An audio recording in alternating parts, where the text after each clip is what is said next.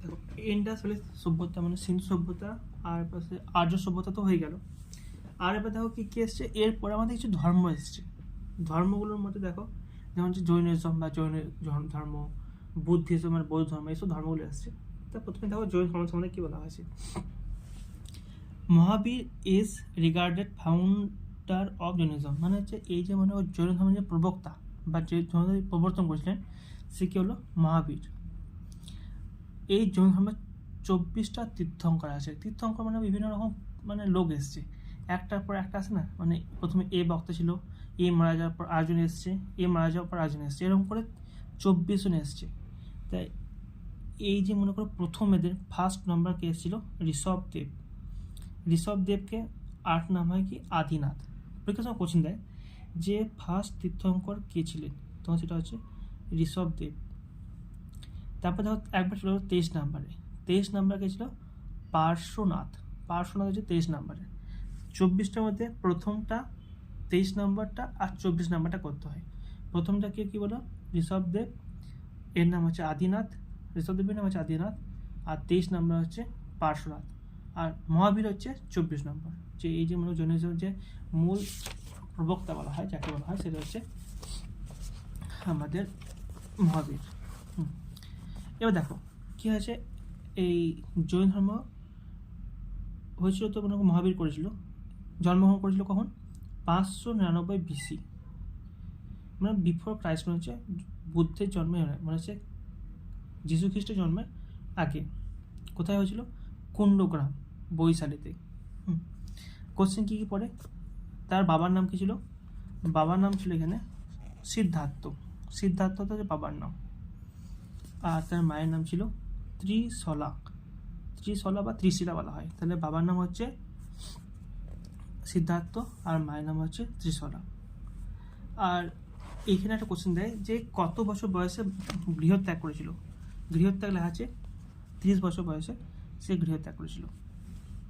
বাস। এবার দেখো এসছে আমাদের বুদ্ধিজম, বৌদ্ধ ধর্ম।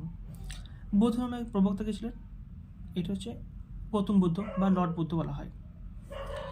এই গৌতম বুদ্ধের আলাদা নাম কি ছিল, প্রথম নাম ছিল তার তথাগত, তারপর হচ্ছে শাক্যমুনি, এসব পরে রাখা হতো। জন্মগ্রহণ করেছিল 563 BC, কোথায়, লুম্বিনী, নিয়ার কপিলাবস্তু। তার বাবার নাম কি ছিল, শুদ্ধোধন, মায়ের নাম ছিল মহামায়া।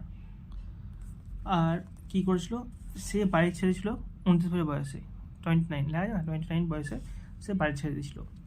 আর এবার দেখো কী আছে, সে প্রথম আর বাড়ি ছেড়ে যাওয়ার পরে এক জায়গাতে সে ধর্ম প্রচার করছিল, সেটার নাম প্রথম কী হচ্ছে, ওইখানে সে সিদ্ধি লাভ করেছিল, মানে ধ্যান করে না, ধ্যান করেছিল কি, কোশ্চেন দেয় যে কোথায় সে ধ্যান করছিল, পিপল ট্রি বা আমরা যেটা বলা হয় বট গাছ বলি না, সেটাই। এটা কোথায়, গয়াতে, মানে বিহারের গয়া নাই, গয়াতে আছে ওখানে। তার ফার্স্ট সারমন কোথায়, মানে প্রথম যেখানে বক্তৃতা ছিল সেটা হচ্ছে সারনাথ। প্রথম সারমন হচ্ছে সারনাথ। আর তিনি কি করেছিলেন, নির্বাণ লাভ করেছিল কত, 80 বছর বয়সে। এই নির্বাণ লাভ মানে হচ্ছে কি, মারা যাওয়া, এখানে নির্বাণ লাভ বলা হয়। কোথায়, কুশীনগর, 80 বছর বয়সে। এবার দেখো বিভিন্ন আলাদা রুলার্স আছে। ইন্ডিয়ান রুলার্স মানে বিভিন্ন রকম শাসক বলা হয়, রুলার্স মানে। অশোক, অশোক কি ছিলেন, অশোক ছিলেন বিন্দুসারের পুত্র, বিন্দুসারের পুত্র অশোক। করনেট মানে হচ্ছে যে রাজ্যাভিষেক হয়েছিল কত, মানে মানে ও রাজা হয়েছিল 269 BC। আর তার প্রথম যুদ্ধ মানে সবচেয়ে ফেমাস যুদ্ধ হয়েছে সেটা হচ্ছে কলিঙ্গ যুদ্ধ। কলিঙ্গ যুদ্ধ হয়েছিল 261 BC। এই কলিঙ্গ যুদ্ধের পরই তিনি বুদ্ধিজম ধর্ম গ্রহণ করেছিলেন। মানে এত রক্তপাত হয়েছিল যে রক্তের বন্যা বয়ে গিয়েছিল। এত রক্ত দেখে সে কী করেছিল, এই যুদ্ধ থেকে বিরত হয়ে গিয়েছিল, দিয়ে অস্ত্র নামিয়ে তিনি কী করতো, বুদ্ধ ধর্মের প্রচার করে বেড়াতেন। নিজের মেয়ে ছেলে সব জায়গাতে পাঠিয়ে সব জায়গাতে ধর্ম প্রচার করে বেড়াতেন। এবার দেখো গুপ্ত ডাইনেস্টি। গুপ্ত ডাইনেস্টি কী আছে, ফাউন্ডারকে শ্রীগুপ্ত। শ্রীগুপ্ত হচ্ছে ফাউন্ডার, মানে এই গুপ্ত বংশের প্রতিষ্ঠাতা। এইটা কি বলা হয় golden age of Hindu religion, মানে হিন্দু ধর্মের সবচেয়ে বেশি ভালো সময় গিয়েছে এই গুপ্ত ডাইনেস্টিতে, মানে হচ্ছে গুপ্ত পিরিয়ডে। এর বিভিন্ন রাজা আছে।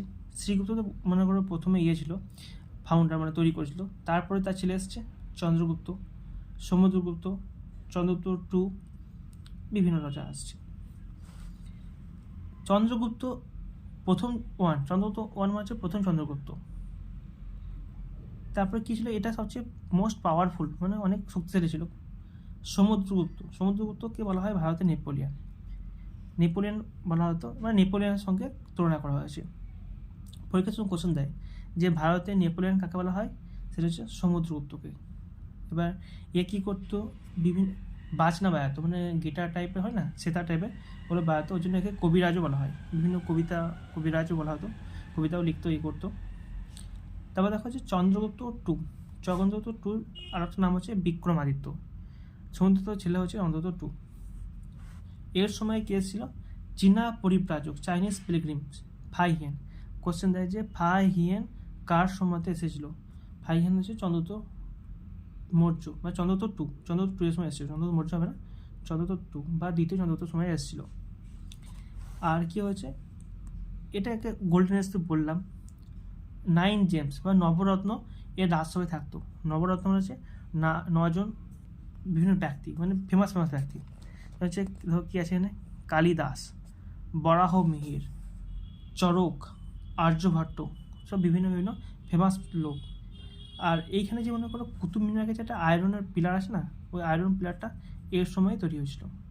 আর তিনি কী করেছিলেন, গোল্ডেন আর সিলভার কয়েন তৈরি করেছিলেন। মানে হচ্ছে সোনা, তারপরে সিলভার, মানে রূপোর বিভিন্ন কয়েন ব্যবহার করতে।